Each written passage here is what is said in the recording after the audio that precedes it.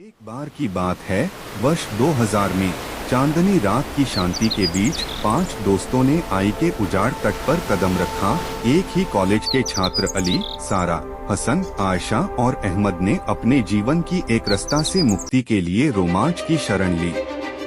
अली ने अपने प्राकृतिक करिश्मे के साथ अटूट दृढ़ संकल्प के साथ समूह का नेतृत्व किया। सारा, उनकी दृढ़ साथी, के पास एक तेज बुद्धि थी जो अक्सर उन्हें मुसीबत से बाहर निकालती थी। हसन, जोकर, ने अपनी असुरक्षाओं को छुपाने के लिए हास्य का इस्तेमाल किया, जबकि आयशा, साहसी, हर नए पलायन के साथ आने वाले एड्रेनालाइन की चाह रखती थी। अंतर्मुखी अहमद को प्रकृति की शांति में सांत्वना मिलती थी। उनकी मूक टिप्पणियां अक्सर शब्दों से कहीं अधिक प्रकट करती थीं।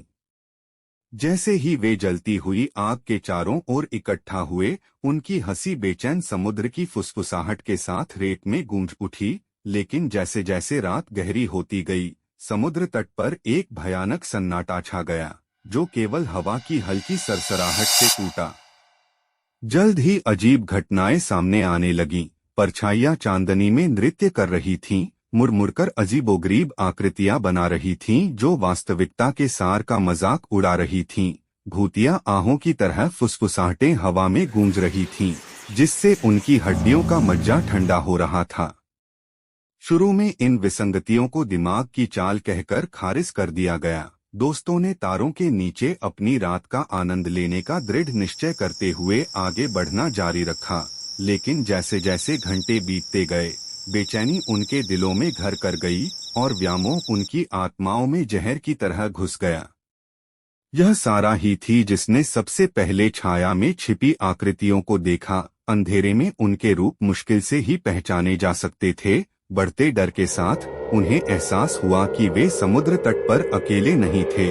रात की गहराई से कोई भयावह चीज उन्हें देख रही थी।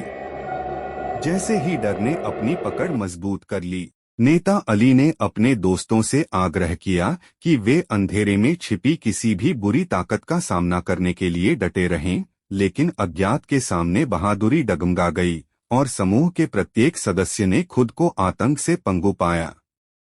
भोर की ठंडी रोशनी में वे दुःस्वप्न की कठिन परीक्षा से बाहर निकले। जो भयावहता उन्होंने देखी थी उससे उनका मन टूट गया था। फिर भी उनकी राहत के बीच एक प्रश्न बना रहा, उस भयावह रात में उनका क्या सामना हुआ था।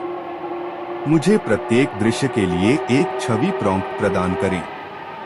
आज तक उनके कष्टदायक अनुभव की यादें उन्हें परेशान करती हैं। एक ऐसी छाया जो भूलने से इनकार करती है, क्योंकि मैं के उस उजाड़ समुद्र तट पर उन्होंने अज्ञात के पर